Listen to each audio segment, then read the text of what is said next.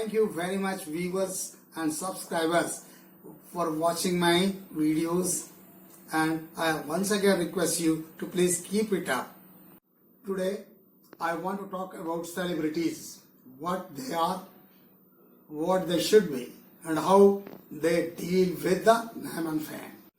Celebrities are a selected few blessed with unconditional, selfless, all enduring love poured upon them from all over the world, aren't they? निसंदेह celebrity कुछ ऐसे लोग होते हैं जो अत्यंत भाग्यशाली होते हैं। ईश्वर की अपार कृपा उन पर होती है कि सारे संसार का प्यार उन पर उमड़ पड़ता है। उनकी जिंदगी हकीकी प्यार से लबरेज होती है। जनमानस के वे ऐसे नायक होते हैं जो कि कल्पनाओं और आकांक्षाओं के अनुरूप सभी लक्ष्यों को आपूर्त करने में सक्षम होते हैं।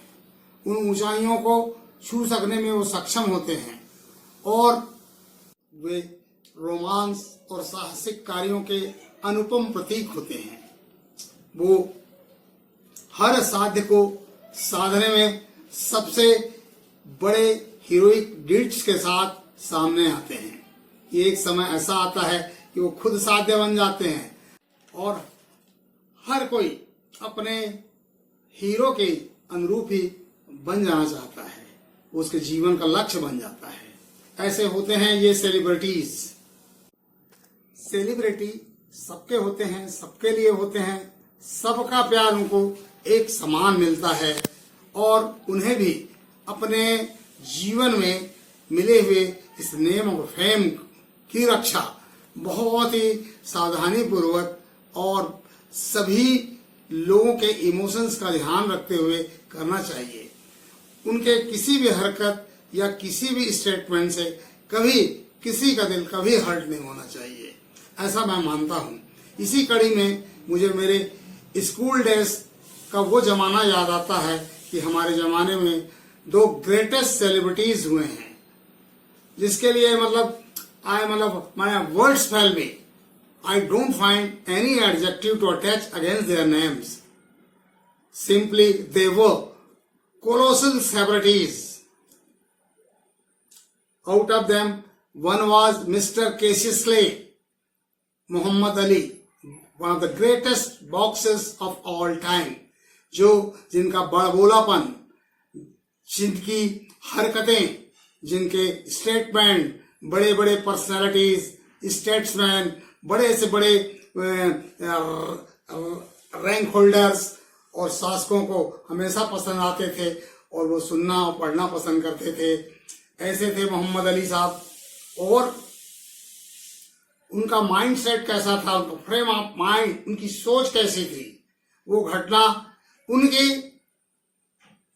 एक जिंदगी के एक वाकये से हमको समझ में आती है।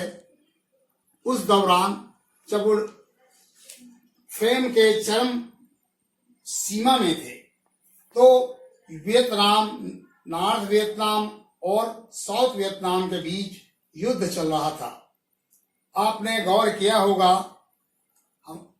कि सेकेंड वर्ल्ड वॉर के बाद जब परमाणु शक्ति के रूप में अमेरिका पूरे विश्व के सामने आया तो उसके बाद उसकी पूरी इकोनॉमी, आर्थिक व्यवस्था अस्त्र शस्त्र बेचने में लगी रही और उसके लिए जरूरी होता था कि दो देश आपस में लड़े ताकि उसका काम और पेशा बहुत अच्छे से चलता रहे और लोगों को रोजगार मिलता रहे।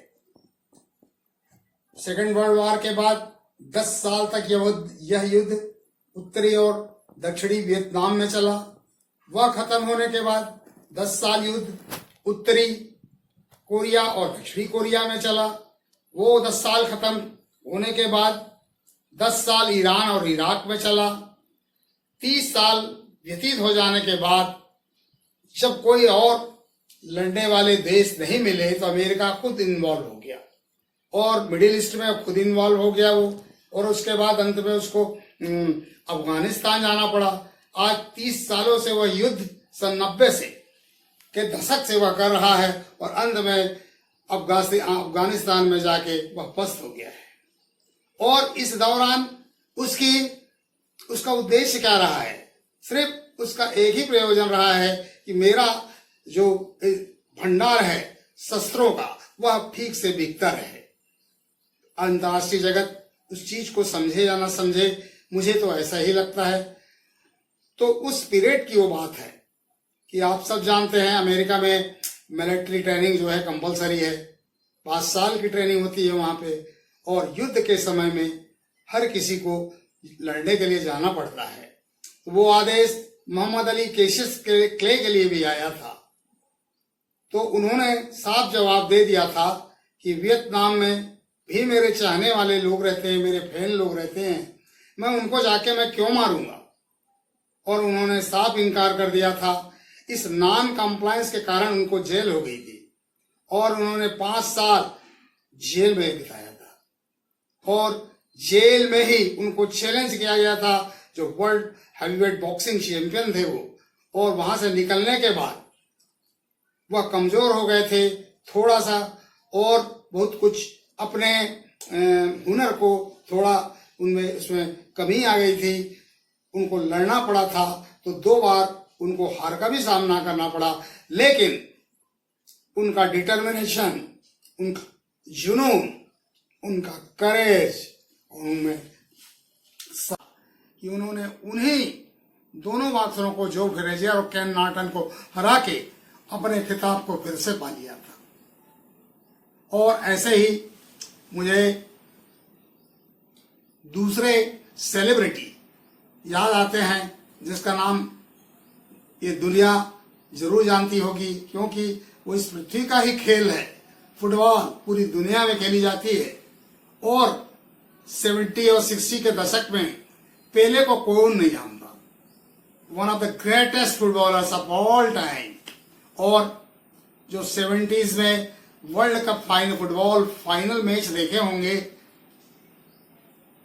मैक्सिको में हो रहा था वो फाइनल मैच, और वो जो फाइनल का मैच था जिसको उन्होंने हवा में जंप लेके उल्टा स्किप होकर अपने राइट पैर से गोल पोस्ट में पहुंचाया था, हवा में फ्लोटिंग स्टेट में, वह गोल इस पृथ्वी में शायद दूसरा फुटबॉलर कभी नहीं कर पाएगा। वो इतने बड़े सेलिब्रिटी थे। और दूसरी बार ब्राजील को विश्व चैंपियनशिप, वर्ल्ड चैंपियनशिप फुटबॉल का खिताब जिताने के बाद एक शराब कंपनी आई थी और उनको बहुत ज्यादा पैसों का ऑफर की थी कि आप मेरे लिए, मेरी शराब के लिए एडवर्टीजमेंट कर दो, मैं आपको 10 तब पेले साहब ने जवाब दिया था उस शराब कंपनी को, जितना पैसा आप मेरे को देना चाहते हैं और जितनी बोतलें आपके पास होंगी उससे भी कहीं ज्यादा फैंस मेरे ऑल ओवर द वर्ल्ड रहते हैं और पूरी दुनिया में हैं, और जितना पैसा कह रहे हैं उस पैसे से भी ज्यादा अगर संख्यात्मक रूप से जोड़ेंगे तो उनकी संख्या निकलेगी, और उनको मैं आपकी घटिया शराब पिला के बीमार नहीं करना चाहता। ऐसे होते हैं सेलिब्रिटीज। अगर उनके मन में वो लालच आ जाता, उनकी जिंदगी में अपने हुनर का फायदा उठाना होता, लाभ कमाना होता, तो शायद बहुत से लोग दुनिया के बीमार पड़ जाते।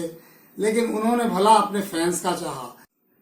मगर मैं आजकल वर्तमान समय में जब सेलिब्रिटीज को देखता हूँ, वो कभी अपने स्वार्थ के लिए, पैसे के लिए या नाम के लिए पॉलिटिकल पार्टीज से जुड़ जाते हैं, या आर्थिक लाभ के लिए घटिया सामानों का भी ऐड करने लगते हैं, तो बड़ा दुख होता है। और उससे उनके फैंस का अहित भी हो सकता है, उनकी भावनाएं भी थोड़ा चोटिल हो सकती हैं। इन सब का वो ख्याल रखें तो ज्यादा बेहतर होगा। My dear celebrities, love of people for you should be of all. You are born to be loved and born for all. Shouldn't you keep from getting to be either a leftist or a rightist? Salute